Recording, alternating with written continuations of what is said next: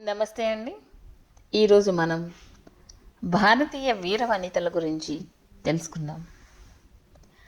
భారతీయ మహిళ వివిధ కాలాల్లో వివిధ రూపాల్లో తన ప్రతిపత్తిని అనుభవిస్తూ వచ్చింది.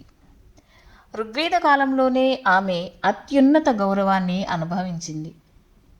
చంద్రగుప్త మౌర్యుడు అతని భార్య కుమారదేవితో కలిసి రాజ్యపాలన చేశాడు.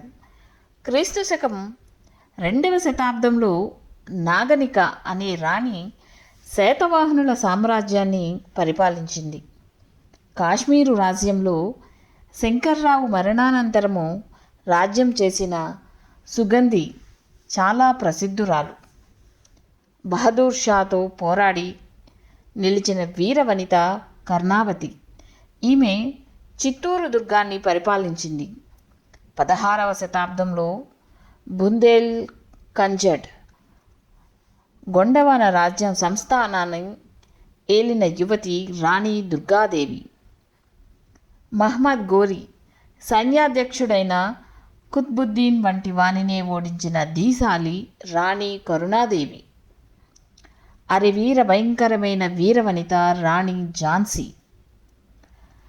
13వ శతాబ్దంలో కాకతీయుల సామ్రాజ్యాన్ని పరిపాలించిన రాణి రుద్రమాంబ. ఈమె గురించి మార్కోపోలో కూడా తన పుస్తకాలలో రాసుకున్నాడు.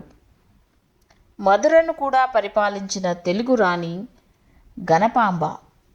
ఇలా మంగమ్మ, నాగమ్మ, మాంచాల, చానమ్మ వంటి ఎందరో వీరవనితలు పురుషులకు దీటైన ప్రతాప సామర్థ్యంతో తమ తమ రాజ్యాలను సుఖశాంతులతో పరిపాలించినట్లుగా చరిత్ర చెబుతూ ఉంది.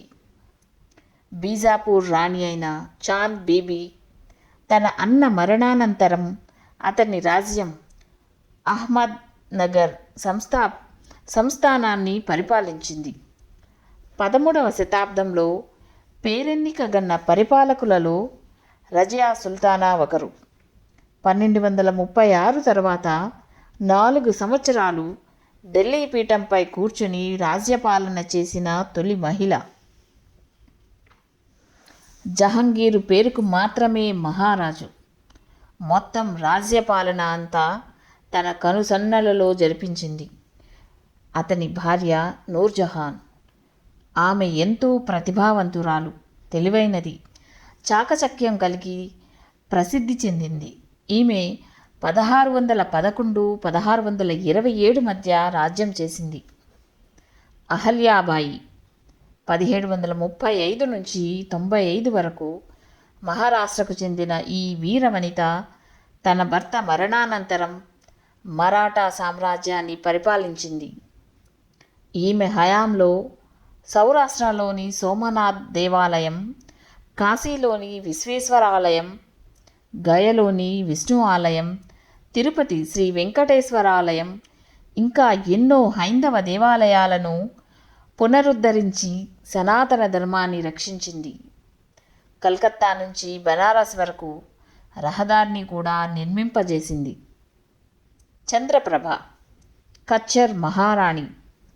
తన భర్త పరాజయం చెంది పరాధీనంగా ఉన్నప్పటికీ అతని రాజ్యాన్ని పరిపాలించడమే కాకుండా యుక్తితో, మంత్రుల సాయంతో చివరికి అతన్ని కూడా విడిపించింది. బెంగాల్ ప్రాంతంలో సంస్కృతం అభివృద్ధి చెందడానికి ఎంతో సేవ చేసింది. ఆధునిక కాలంలో ఇందిరాగాంధీ 1917-84 మొదటి భారత మహిళా ప్రధాని. ఇలా భారతదేశం నలుమూలలా విరివిగా ధీర వనితలు, రాజ్యాధినేతలు ఆ కాలంలోనూ ఈ కాలంలోనూ కనిపిస్తారు. కానీ గొప్ప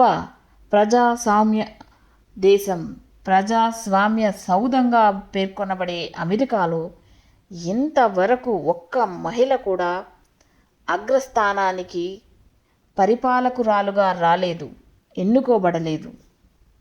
ఇది కడు శోచనీయమైన విషయమే కదా.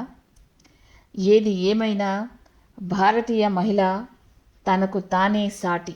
ఇటువంటి మరింత విలువైన సమాచారం కోసం ఈ ఛానల్ని సబ్స్క్రైబ్ చేసుకోండి, బెల్ ఐకాన్ని యాక్టివేట్ చేసుకోండి. మరి మీ మిత్రులందరికీ కూడా దీన్ని షేర్ చేయమని కోరుతున్నాను. Thank you so much.